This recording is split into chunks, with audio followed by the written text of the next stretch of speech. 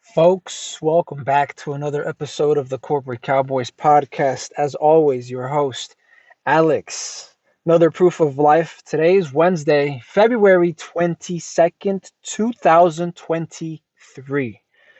And so we'll treat this like another 30-minute consult of my time that you get in order to help you edify yourself, educate yourself, develop yourself professionally. That's what I'm here for. As long as you associate with me, I'm associating with you in the sense that we're helping one another become better. Now, granted, given that nothing that comes across these sound waves, these airwaves into your ear should be construed as legal advice, right? We don't condone any wrongful activity, whether it's extra legal or not, right? I don't know. Did that come off as a double negative? Do we or do we not?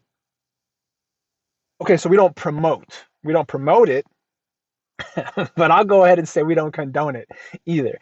If you find yourself in a situation where you're contemplating your next move, the ethics of it, the mechanics of it, the kind of strategy, the logic you need, and the tact to carry it out with, please, by all means, reach out to us. That's what we do for a living. We're on Instagram. That's at Corporate Cowboys with a Z. You'll recognize the profile picture. We're on Patreon, the Corporate Cowboys podcast. Refer your family, refer your friends. I mean, those that are with the shit, right? Because I understand that for some, this content, at least the way it's presented, can come off a bit abrasive. But that's what we're here for, whether it's after hours or just on your break, right? On your lunch, you want to sit back and relax, shoot the shit a little bit. Granted, there is no back and forth here, which is why if you want something personalized, you'll come to us for a one-on-one. Our rates are more than reasonable. And as always, I mean, it's our belief that if you have a circle of fools to bullshit and fuck around with, I don't know what you do on the weekends, smoke dope, crush brews, go to the range, you could instead have a circle of dudes that you talk business with. Not a circle of dudes. Let me, because I kept it casual. Let me keep it professional.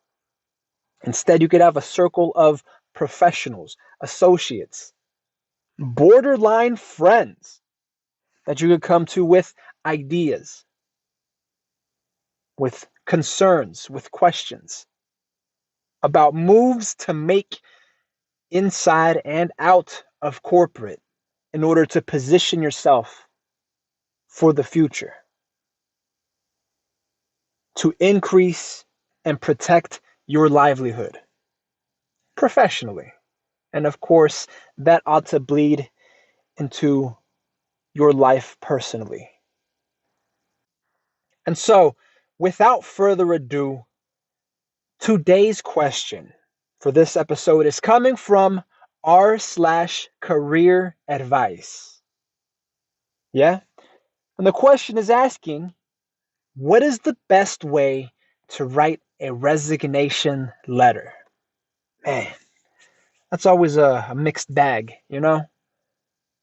Mixed emotions, feelings all over. Granted, we try to be as professional as possible, remain emotionless, think in a cold and calculated manner. Don't wear your heart all the way out on your sleeve when it isn't necessary, when the action doesn't warrant it. And yet still, we need a little bit of emotion for authenticity, especially when it comes to a resignation letter. Now let's read the body and find if it's a positive or a negative emotion. What kind of experience will be informing our resignation letter here. They're writing in the body, I recently, okay, bro, if it's recent, fam, if it's recent, do you need a letter? I recently took over a restaurant as general manager. Okay, yes, you need a letter. That high up in the food chain, you need a letter. For a company I had worked with in the past. Okay, so they have some history. There's history here. I put in 10 years with them and have a very solid relationship and highly respect the owners. Okay, okay. You highly respect the owners. I feel like I'm still waiting for a shoe to drop somewhere. I'm waiting for a hook. Maybe there's some bad blood. So far, this seems like you're just have outgrown your position somehow, or you've sought out and found a different opportunity outside of the organization, which is never a negative thing. But again, your resignation letter should reflect something like that. Appreciating the time that you've had with the organization. 10 years. 10 years is a stint. That's a fucking stretch of time. Can't discount it. You can't, no matter how recent you became a general manager. 10 years you've been putting in work. 10 years you've been laying the foundation, brick by brick, and earning your stripes, stripe by stripe, in order to become a general manager. There's history there. Of course, there's going to be emotion bound up and intertwined in that. So these owners, they keep writing, they understand the business and do what is necessary to make them run right. To make them run right? What? Is this one restaurant or multiple restaurants? Maybe it's written incorrectly. They understand the business and do what is necessary to make them run right. Okay, maybe it's more than one restaurant. Maybe it's a chain of some kind. Maybe they have a portfolio of restaurants. But our hypothetical client is just chummy or on a good relationship basis with the owners. You see, I went with the casual chummy. Maybe not as chummy, right? Maybe they have a really good professional relationship and not so great or not so close a personal relationship to be chummy, right? They may not even be on a first name basis.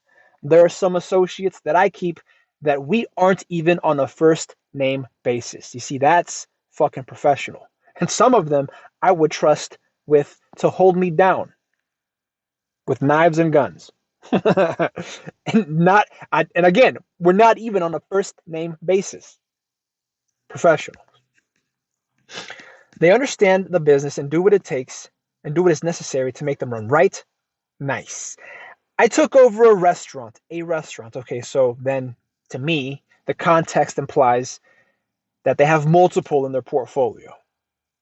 Folks, if you're wondering why I'm breaking down sentence by sentence this fact pattern, the body of this message, it's because typically these questions, and I've said this before in past episodes, typically these questions don't have the amount of information that I would love. I would love to have all the information. And if I had this hypothetical client in front of me, our interview would be in depth.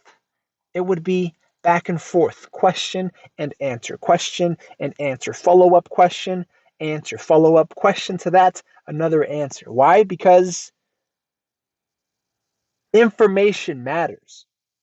Information opens doors. And I don't mean physical ones, I do mean metaphysical ones. The more information we have about your situation, about your circumstances, the better informed your options will be. Moving forward,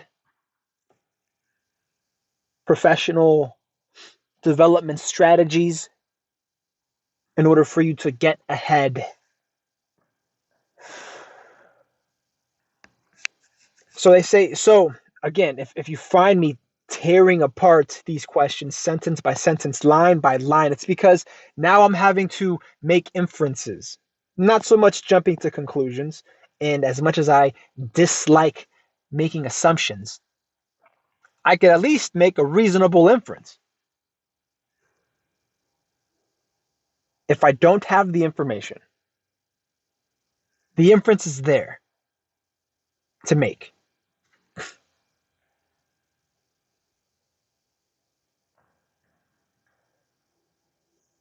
So they continue. They say, I've got, oh, I took over a restaurant. I took over a restaurant, right? So we're thinking out of a portfolio of many, they've been assigned one or they're taking over one, right?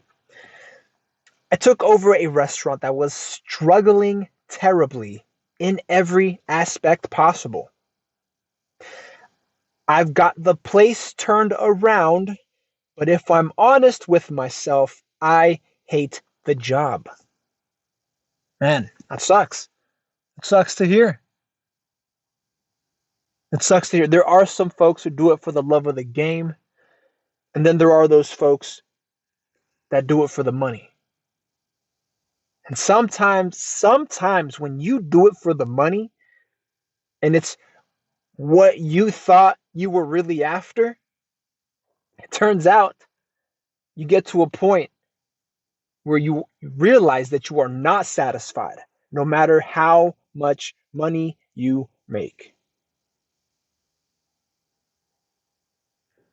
Now, you do it for the love of the game. Maybe you enjoy running restaurants. Maybe you enjoy managing them. You could you could branch out, become a consultant of your own.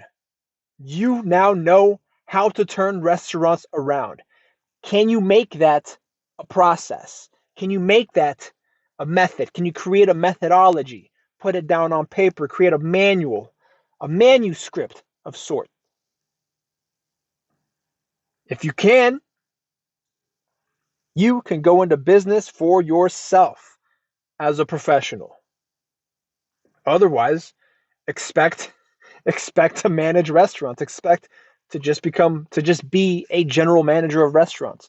Unless you want to, I don't know, move up and get promoted and become some type of area or some type of area manager, a middle manager within this management corporation for restaurants, which is what sounds like the owners do, right? If they have a portfolio of restaurants, they may have one or maybe two more managers above you as the general manager. Maybe they have two more rungs above you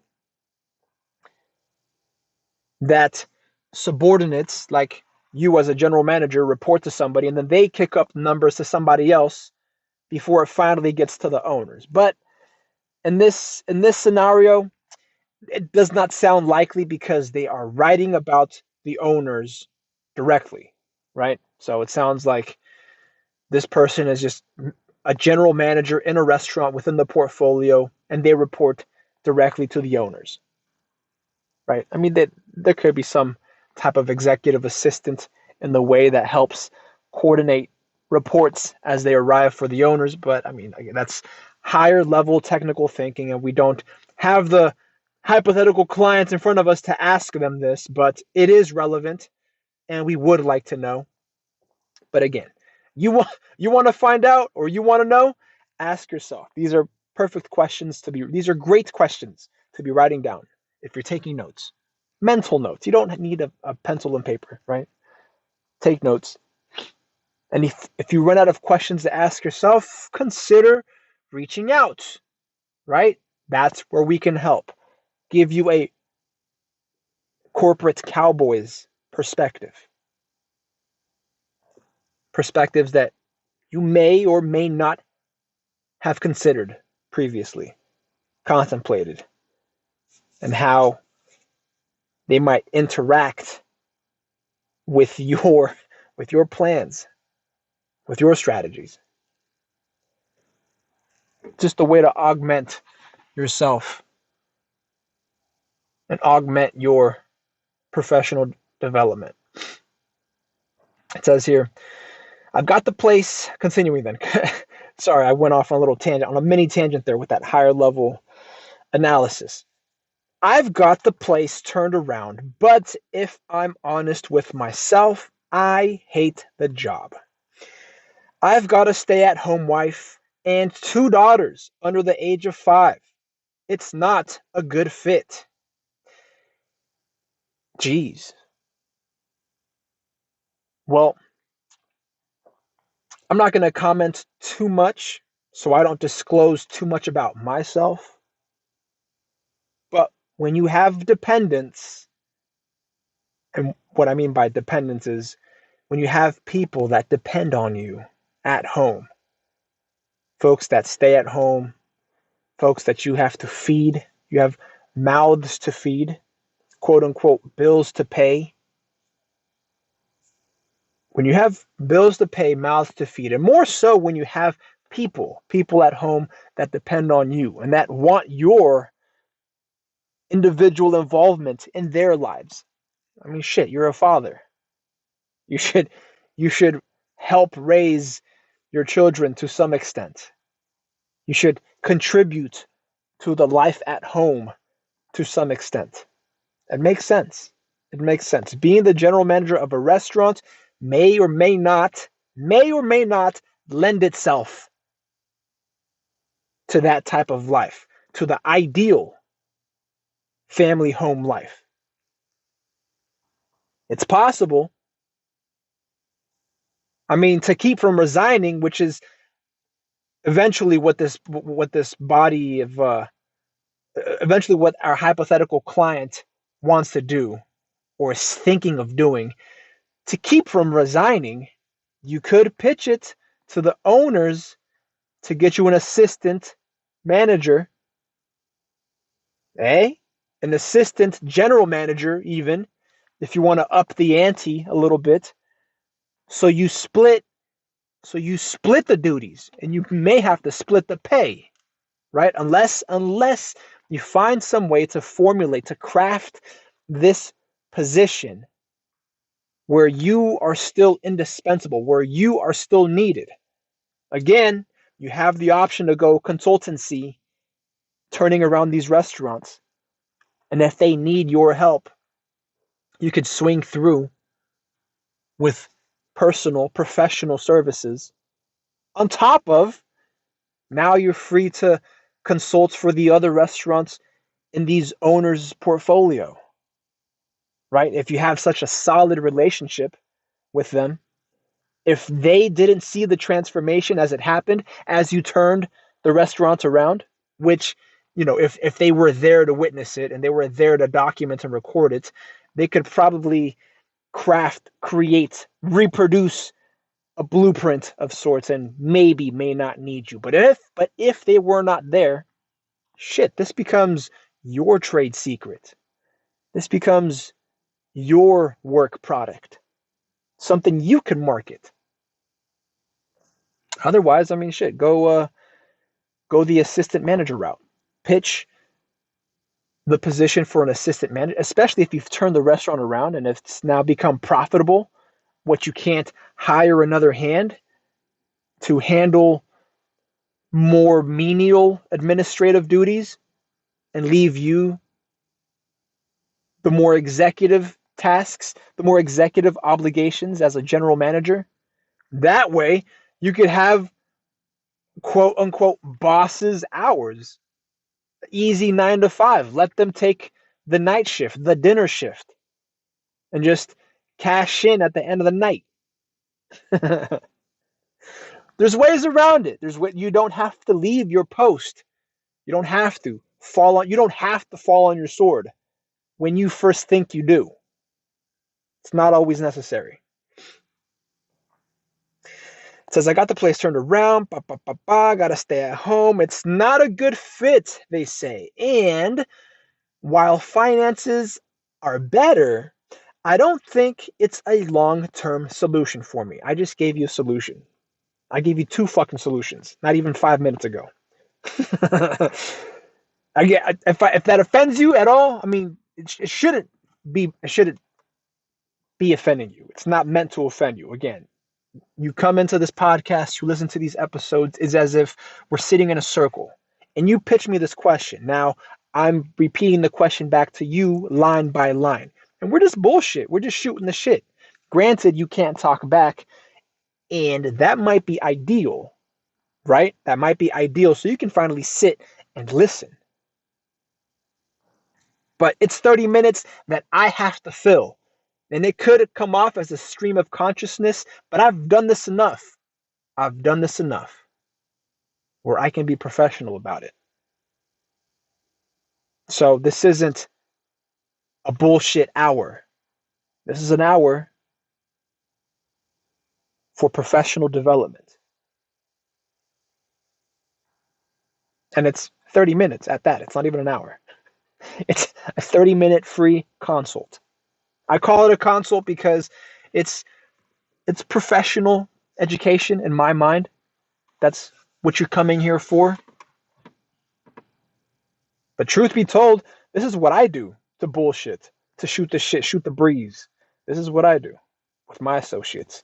Just go back and forth on ideas and schemes. I'm telling you, we're stand-up guys. Just have criminal minds. Stand-up guys with criminal minds. It says, and while the finances are better, I don't think it's a long-term solution for me. I gave you 2, not even 5 minutes ago. Maybe now, not even 10 minutes ago. What would be the best way for me to put in a notice? It's just notice, not a notice. It's just notice. What would be the best way for me to put in notice, to put in my notice? Keep in mind, I don't want to burn a bridge because, as I mentioned, I highly respect the owners. It's got a question mark at the end there, so I had to give it that inflection. I highly respect the owners, so I don't want to burn this bridge. I guess my question is, if you were a business owner, what would you want to hear? If I were a business owner, and I have been, I am, what would I want to hear? I think I answered that at the very beginning, right? If I think I've been a good owner, if I think I've been a good manager, a good supervisor, I don't have to toot my own horn and be like, if I've treated you as a mentee and I was your mentor, how fucking deep would I want you to? Right? No, nah. If I was a business owner and I've known you for 10 years and you're now resigning, I mean, what I want is for you not to leave. Just right off of the bat. But I did answer it at the top of the half hour. I answered that by saying the hypothetical client ought to summarize, pay a little respect, right? You've already paid your dues. 10 years is quite the stretch. Summarize a little bit about the experience that you've learned, the values that you will be retaining, right? Because you're walking away with something. That's experience, knowledge, know-how. That practical value. The value you can't really put a price on unless you choose to as a professional. Like I said, you walk away, you could become a consultant to turn restaurants around. That's money. That is money right there.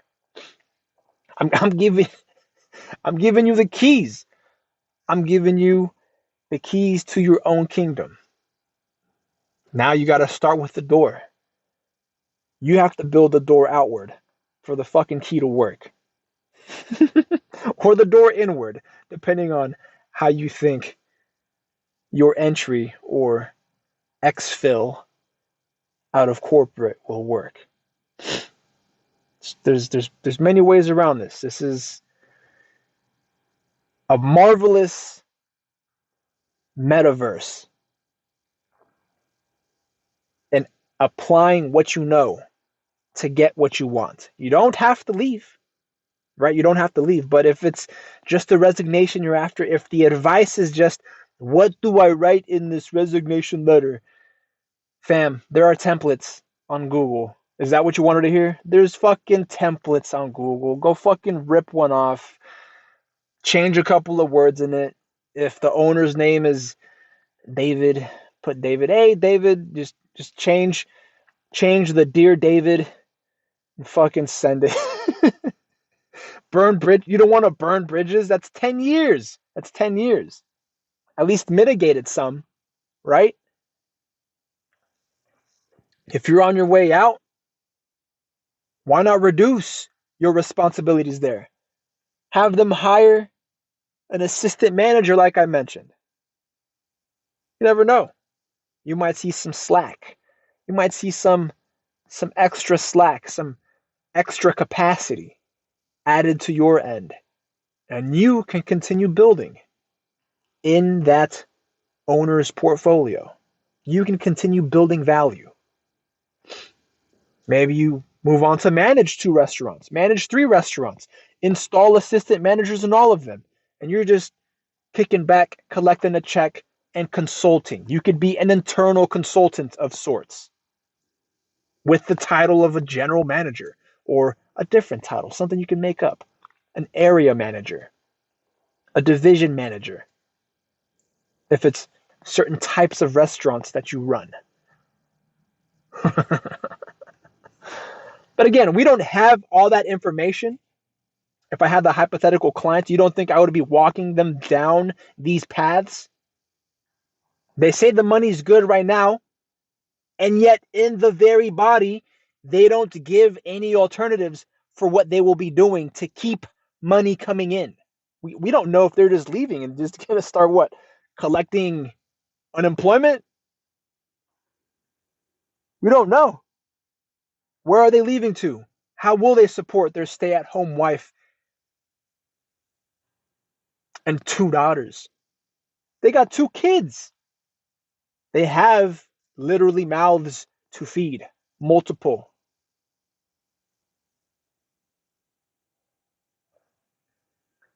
And they don't want to burn a bridge. That's going to be tough. It can be done, but you're going to have to bow pretty fucking low. And when I say bow, I mean you're gonna bow out of the business. You're gonna tell them, "Oh, I can't be your general manager anymore because I got fucking kids to feed." Obviously, the owner's gonna be like, "Well, dog, if you got fucking kids to feed, why are you not working? Why don't you want to manage my other restaurant?" Right? I don't know how this 10-year relationship thing works with you and your owner and your manager, your own boss. I don't know how that's working at all. Whether or not they'll see through any possible bullshits, because I'm on the verge. I'm on the verge of calling bullshit. But whether or not they'll see through your intent, maybe what you want is more money. So what, you're gonna threaten to leave after having been there for 10 years? All of a sudden you hate the job?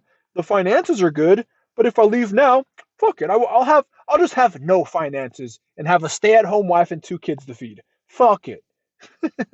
Fuck it, why not? I don't want to burn this bridge. But you've grown to hate it? Hold on. It says here, I took over a restaurant, I turned it around, but if I'm honest with myself, I hate the job. Well, funny how I came back to that line at the very end of this consult. I leave every consult with more questions than I have answers. Why? Because professional development is a very nebulous thing. Every consult is like this. So I'll give you a heads up. If you come through for a professional consult, expect questions. And if you walk away with more questions than answers, I mean, shit, that might be a feature to the way we consult. To have you what? Come back? To have you what? Think for yourself? To have you what? Analyze your own life and the associates that you hang with, the company that you keep? But again, if you If you were in it for the money to begin with, well, shit, the money is good, right? The finances are good now. What do you want? You want to stay home with your wife and have no finances? Again, we were never let in on what the alternatives for income were. And that is a question that we would ask.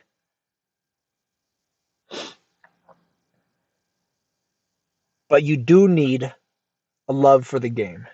You do need a love for the game, even if the game is only professional development, which is what this podcast is geared toward.